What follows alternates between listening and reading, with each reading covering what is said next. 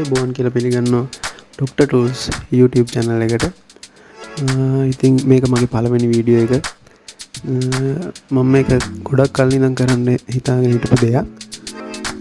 ඇත්තටම power tools සම්බන්ධයෙන් repairing services ගැන කරන්න මම ගොඩක් කල් ඉඳන් හිතන් හිටියේ. මොකද ගොඩක් කොල්ලෝ ඉන්නවා ජොබ් මේ ගැන ඉගෙන ගන්න උනන්දුව තියෙන හරි ටෙක්නිකල් කොලෙජ් වල ඉගෙන ගන්න මල්ලිලා හරි නැත්නම් කොලෙජ් වල තමන්ගේම කියලා ව්‍යාපාරයක් කරන්න බලන් ඉන්න කෙනෙක් හරි.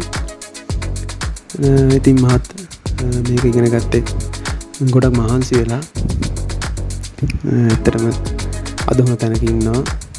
සමහරු හිතනවා මේක මේ පොඩි දෙයක් එහෙම නෑ. ඇත්තටම මේක හොඳ දෙයක්. ඕනම කෙනෙක්ට ඉගෙන ගත්තොත් කරන්න පුළුවන්. මේ හොඳ ව්‍යාපාරයක්. ලොකු ඉඩක් ඕන වෙන්නෙත් නෑ. ලොකු වියදමකුත් නෑ පටන් ගන්න. තමන්ට ගෙදර ඉඳන් උනත් කරන්න පුළුවන්. ඕන වෙන්නේ ඒ අදාළ දැනුම හරියට ගන්න ඕන. හොඳට මේක බලලා ඉගෙන ගත්තොත් එහෙම අතරම ලොකු ගමනක් යන්න පුළුවන්. දැන් ඔයාලා දන්නවා ඇති සාමාන්‍ය මැෂින් එකක් හදන්න ගියාම දැන් වර්ක්ෂොප් එකකට දුන්නොත් කොහොමද ගණන් කියන එක. ඇත්තටම තමන්ට මේ මැෂින් එකත් තියලා හදාගන්න වත්කමක් නැතුව හරි එහෙම කෙනෙක්ට ඕන නම් මේක බලලා එයාට තනියෙන් එයාගේ මැෂින් එක හදාගන්න පුළුවන්. මොකද මම මගේ ළඟට රිපෙයාර් එකට සර්විස් එකට එන හැම මැෂින් එකක් ගැනම ඉස්සරහට කතා කරන්න ඒ ගලවන හැම මැෂින් එකක් පිළිබඳව වීඩියෝ එකක් අරගෙන ඔයාලට මැෂින් වලට එන ලෙඩ දර සර්විස් කරන විදිය මේ හැමදේම මම ඔයාලට කියලා දෙනවා නොමිලෙම. ඉතින් මාත් එක්ක එකතු වෙලා ඉන්න දිගටම අදම පළවෙනියටම පළවෙනි වීඩියෝ එකෙන් ඔයාලට කියලා දෙනවා මේ Makute hammer drill එක. මේකේ ඇත්තටම කියනකොට කොයිල් එක පිච්චිලා තිබුණේ. දැන් මම ඔයාලට පෙන්නන්නේ කොහොමද කොයිල් එකක් අපි රීප්ලේස් කරගන්නේ කියලා. එහෙනම් අපි යමු වීඩියෝ එකට. මුලින් ඉඳන් අගටම බලන්න. පැහැදිලි දැනක් තිබුණොත් අනිවාර්යයෙන්ම පල්ලෙහා කමෙන්ට් එකක් දාන්න. මම අනිවාර්යයෙන්ම රිප්ලයි කරනවා. එහෙනම් අපි යමු වීඩියෝ එකට.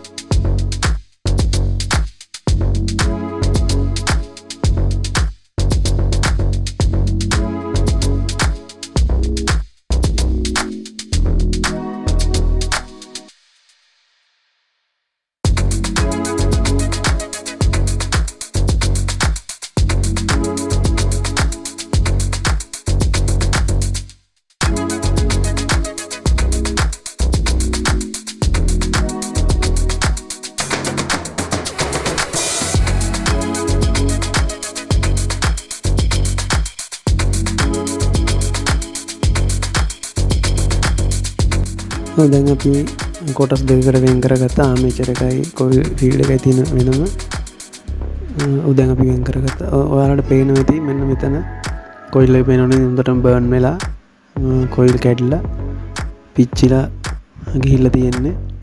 ඔබට ලං කරලා පෙන්නන්න. මේ පේන ඇති මෙතන මේ හොඳටම පිච්චිලා තියෙන්නේ. දැන් අපි ඒක ගලව ගමු පරණ කොයිල් එක. මේ විදිහට මෙතන ස්ක්‍රූ හතරක් එනවා. ඒ හතර මුලින්ම ගලව ගන්න ඕනේ. මේ විදිහට ඊට පස්සේ එච්චරම අමාරු මේ කොයිල් එක නිකම්ම එනවා. අර ස්ක්‍රූ හතරෙන් තමයි මේ අතද වෙලා තියෙන්නේ.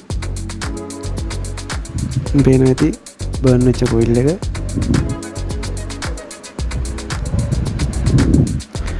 පොඩ්ඩක් මේ ඇතුලේ තියෙන ඩස්ට් එක එහෙම ක්ලීන් කරගන්න අනිවාර්යයෙන්ම. මේ තියෙන්නේ අලුත් කොයිල් එක. දැන් අපි ඒක රීප්ලේස් කරන්න යන්නේ.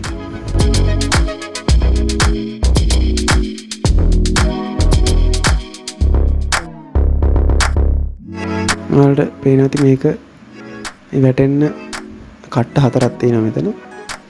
මෙතන මේක බලෙන් තද කරන්න යන්න එපා. හරි පැත්තම බලලා දාන්න. ඔයාලට ඒක අතට තේරෙනවා නිකන් වැඩි අමාරුවක් නෑ. ඒක නිකම්ම පහලට යනවා. ඊට පස්සේ අනිවාර්යයෙන්ම මේ පිටපැත්තෙන් බලන්න ඒක කනෙක්ෂන් ටික සෙට් වෙන තැන හරියටම ඇවිල්ලාද කියලා.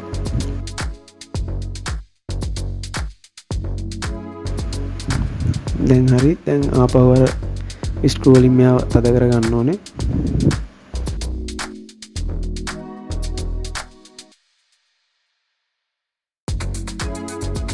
දැන් අපි ස්ක්‍රූ 4 දාලා කොයිල් එක සෙට් කරගෙන ඉන්නවා.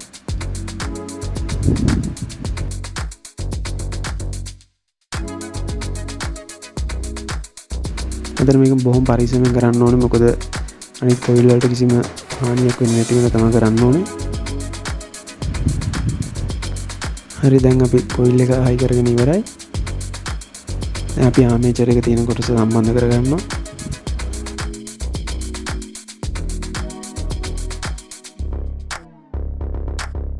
අනිවාර්යයෙන්ම මැෂින් එක ගලවද්දි බලන්න බෙයාරින් වල තත්ත්වය කොහොමද කියලා. මතක ඇතුව මේ සමහර අයට මේ ඩස්ට් කවර් එක හිම අමතක වෙනවා. ඒකත් අනිවාර්යයෙන්ම දාන්න. හරි. දැන් අපි මෙතන ස්ක්‍රූ 4 තද කරගන්නවා.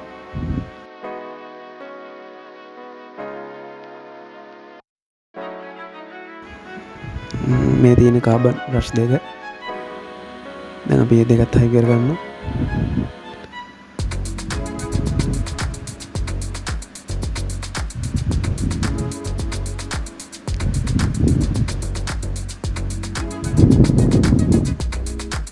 ඇත්තට මැෂින් එක ගලවපුවම කවුරු හරි කස්ටමර් කෙනෙක් ගෙනල්ලා දුන්නම එයා සමහර විට දන්නේ නැහැ මේක සර්විස් එක කරන්න ඕනද නැද්ද කියලා. ඒක අනිවාර්යයෙන්ම සර්විස් කරලාම දෙන්න. නැද්දි ග්‍රීස් තියනවද කියලා බලලා ග්‍රීස් ගහලා බ්‍රෂ් දෙක චෙක් කරලා බ්‍රෂ් දෙක හොඳ නැත්නම් අලුත් දෙකක් දාලා ඒ විදිහට එයාට ඒක සර්විස් කරලාම දෙන්න. මේ මොකද නැත්තම් මේ මැෂින් එක ආපහු කැඩෙන්න පුළුවන්. සර්විස් හුඟක් මැෂින් කැඩෙන්න හේතුව සර්විස් කරන්නේ නැහැ. සමහරු බ්‍රෂ් ගැන බලන්නේ නැහැ. සමහර අය ග්‍රීස් නැතුව ඔහේ මැෂින් එකෙන් වැඩ ගන්නවා. බෙයාරින් චෙක් කරන්නේ. ඔයාලඟ ටූල් එකක් හදන්න කවුරුර ගෙනල්ලා දුන්නම සම්පූර්ණ මැෂින් එක බලන්න මොකද්ද වෙලා තියෙන්නේ කියලා. සමහර විට එයා ස්විච් එකක ලෙඩකට වෙන්න පුළුවන් ගෙනාවේ. එක්කෝ නැත්තම් එතන තියෙන වයර් කනෙක්ෂන් එකේ කවුලක් වෙන්න පුළුවන්. මේ මොන ලෙඩේට ගෙනාවත් ඔයා මැෂින් එක සම්පූර්ණයෙන්ම චෙක් කරන්න. චෙක් කරලා බලන්න බ්‍රෂ් හොඳයිද, බෙයාරින් ගිහිල්ලාද, කොයිල් එකේ තත්ත්වය කොහොමද, ග්‍රීස් කොහොමද, එතකොට ඇතුලේ තියෙන වීල් වල තත්ත්වය කොහොමද, මේ හැමදේම බලන්න. අගන ඊට පස්සේ අනිවාර්යයෙන්ම හැම මැෂින් එකම ආවම සර්විස් කරලා දෙන්න. ග්‍රීස් නැත්තම් ග්‍රීස් ගහන්න. අනිවාර්යයෙන්ම මම නම් කියන්නේ මැෂින් එක කොහොමද බ්‍රෂ් දෙක අලුතෙන්ම දාන්න. මොකද සමහර වෙලේ කස්ටමර් අය කාලයකට ඕක රිපෙයාර් කරන්න දියා සර්විස් කරනවා දියා බලන්න නැති වෙන්න පුළුවන්. දැන් අපි කනෙක්ෂන් දාගෙන ඉවරයි. දැන් මේ බලන්න මැෂින් එක මම පවර් දීලා තියෙන්නේ. දැන් වැඩ කරනවා.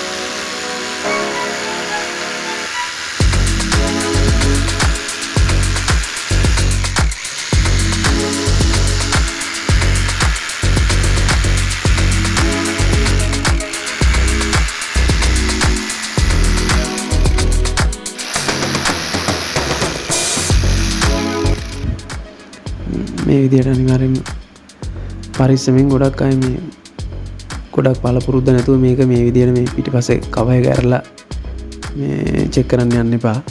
මොකද ෂොක් එකක් වදින්න පුළුවන්. මේ අනිවාර්යයෙන්ම චෙක් කරනවා නම් මේ කව එක වහලම චෙක් කරන්න. හරි අපි මැෂින් එක දැන් රිපෙයාර් කරලා ඉවරයි. මේ වගේ තවත් හොඳ වීඩියෝ ඉස්සරහට ඕගොල්ලන්ට අරන් එන්න මම බලාපොරොත්තු වෙනවා. මම හිතනවා මේකෙන් ඔයාලා දෙයක් ඉගෙන ගන්න ඇති කියලා.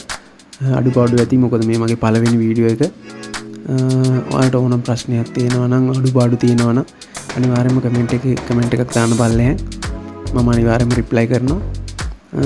එහෙනම් හැමෝටම සුබ දවසක්. ඊළඟ වීඩියෝ එකෙන් හම්බෙමු. මතක තුමාව සබ්ස්ක්‍රයිබ් කරන්න ටූල්ස් ඩොක්ටර්. එහෙනම් සුබ දවසක්. මං ගිහින් එන්නම්.